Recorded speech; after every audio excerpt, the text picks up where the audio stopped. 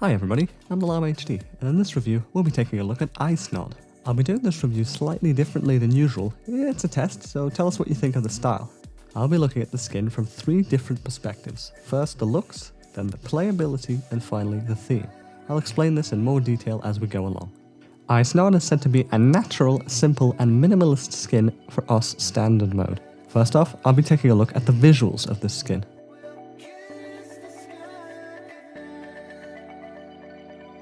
Hey yo, what is up guys, it's Ryan here, and I just wanted to stop Llama for a second because he had notified me about a fix for this right here. Go into the skins folder, type in selection-mode at 2time.png, delete the folder, reload the skin, there's the fix. Now back onto the review with Llama.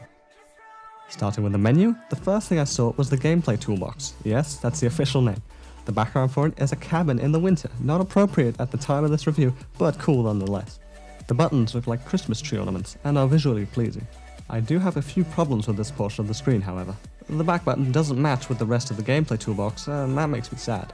Also, the buttons are slightly blurrier than the back button, and the drop shadows are slightly lighter as well. Not a huge problem, just an issue with consistency. This problem will come back later though. The different game modes are textured with different winter-themed images. Looks quite nice as it gives a unique feel to each mode. The mod menu is also skinned with weird spiral-looking things. It reminded me of the pendulum logo in different colours. It looks pretty good in my opinion. The font is unique and gives this menu its own feel. The reset all mods and close buttons are completely emptied, leaving only the text, making this screen feel clean. Back to the song selection screen. The last thing I haven't talked about is the menu button background. You have a girl as the main focal point with a blurred winter-themed background.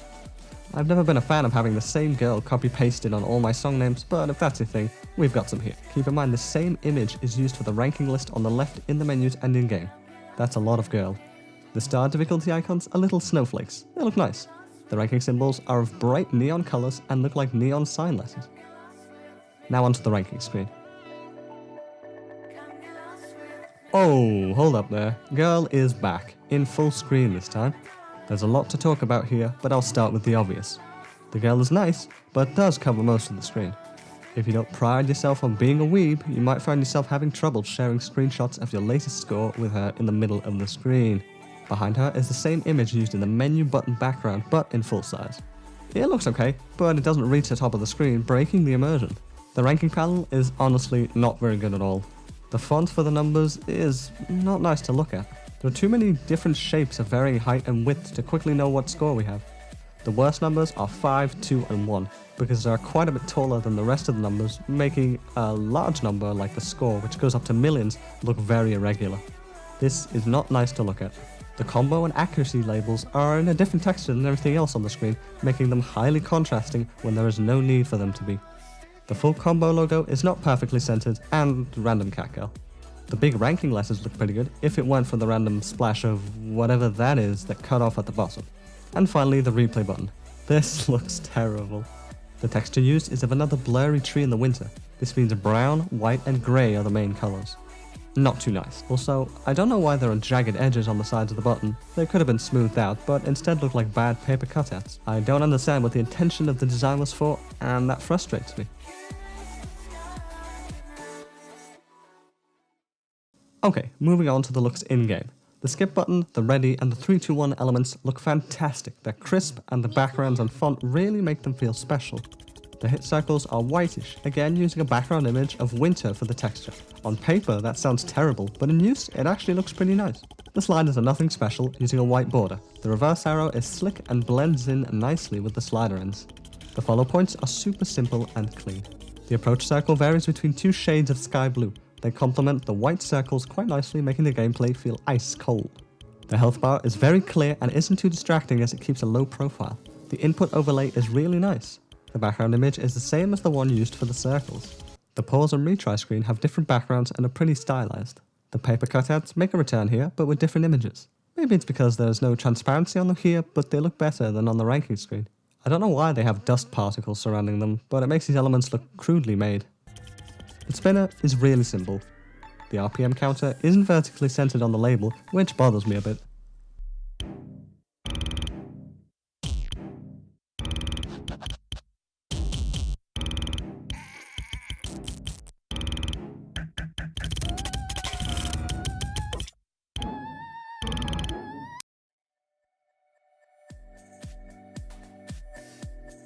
Now onto the playability portion of the video, where I'll talk more about how it actually felt using the skin.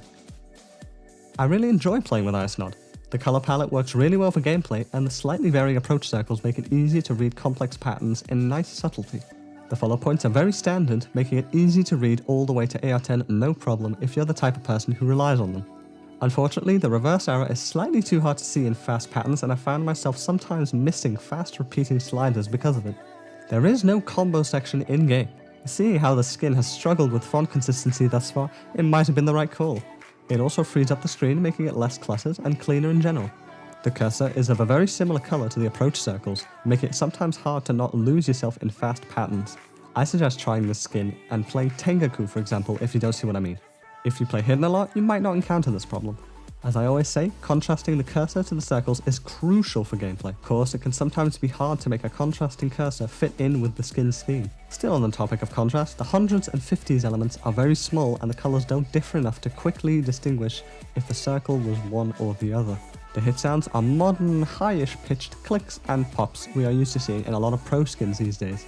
Overall, a satisfying experience to play with.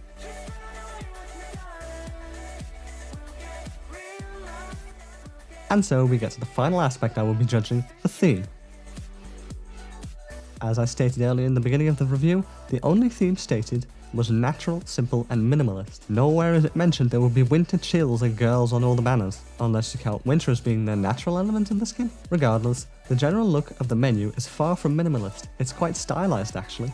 I will assume an unmentioned theme is winter. Gameplay wise, on the other hand, is where we find the minimalism the skin claims to have. Gameplay keeps the winter theme all the while remaining sober in its presentation. The weird font is in my opinion the biggest flaw of this whole skin, and it's not even that bad.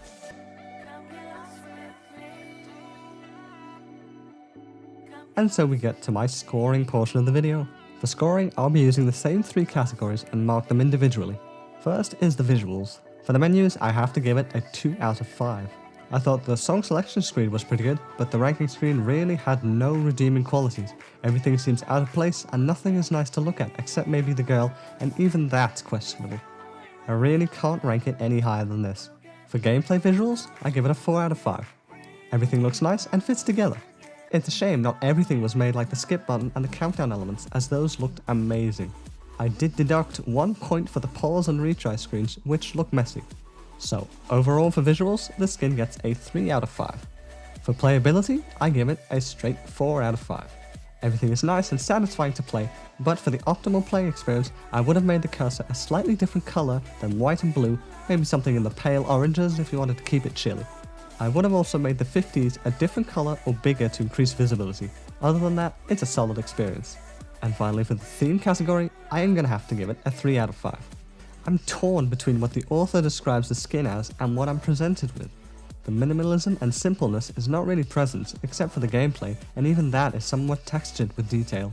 On the other hand, the winter theme is solidly held throughout, in every menu, every screen, and even on the circles themselves. If the theme was exclusively winter, this would have been a 5 out of 5. But as winter was never mentioned, I can only give it so many points and I have to deduct from the themes which were not respected too well. So if we add all this together, IsnoD gets a 3 out of 5 overall. Thank you for watching the review for IsnoD. I hope you enjoyed the slightly new style. I think it's a little more fair for the skin if I judge visuals, playability and the theme separately and then make an average mark out of 5 based on each objective mark. Do you think I should keep this style for future reviews? If not, what would you rather see? Also, be sure to rate this skin using the poll on the side of the video to tell us what you think. See you next time.